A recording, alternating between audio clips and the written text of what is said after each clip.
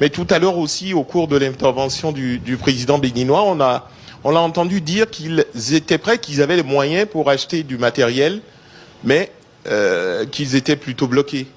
Qu'est-ce qui bloque en réalité? Ce qui bloque, c'est que, de manière très simple, le Bénin veut acheter des équipements. Nous avons mis en contact, c'est pas l'armée française qui vend ces équipements. Et il n'y a pas une tradition de fonction d'achat d'équipements militaires dans les armées béninoises. Et c'est pas... Donc nos militaires se parlent, ils ont pu définir un cahier des charges, et après il y a une volonté que je salue, qui est de ne pas passer par des intermédiaires.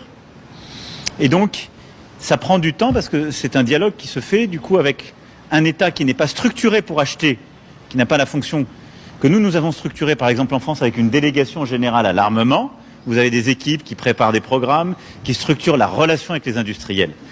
Et donc c'est pourquoi nous avons acté, pour vous répondre très précisément, deux choses. La première, c'est qu'à court terme, nous allons livrer ces matériels et en quelque sorte on va, si je puis m'exprimer ainsi, le faire comme si on achetait pour nous. Et donc on va regarder en fonction des besoins et ça va se faire d'armée à armée pour répondre aux besoins de très court terme. Et nous avons acté d'une coopération technique pour aider le Bénin à structurer l'équivalent d'une délégation générale à l'armement qui permet d'acheter justement, voire de penser ou de coproduire des programmes d'armement en lien avec les industriels et en structurant ce dialogue. Voilà. Et avec la Russie, il n'y a pas cet équipement que nous souhaitons payer avec eux, qu'ils ne vendent pas. Les autres nous font des restrictions. Ils vous disent, vous ne pouvez pas acheter ce type d'armes. Bien sûr. Or, les Russes vous vendent tout ce que vous voulez. Tout ce qu'on veut.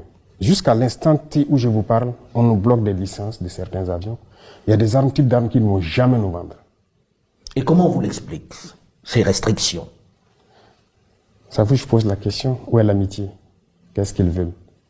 Il y a beaucoup de pays, les Russes, les Chinois, les Turcs, les Coréens, ainsi de suite. Il n'y a aucune restriction.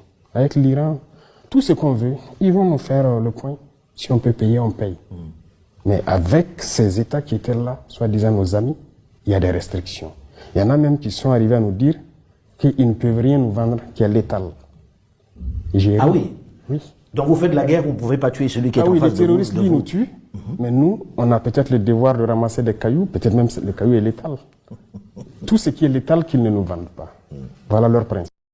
Mais tout à l'heure aussi, au cours de l'intervention du président béninois,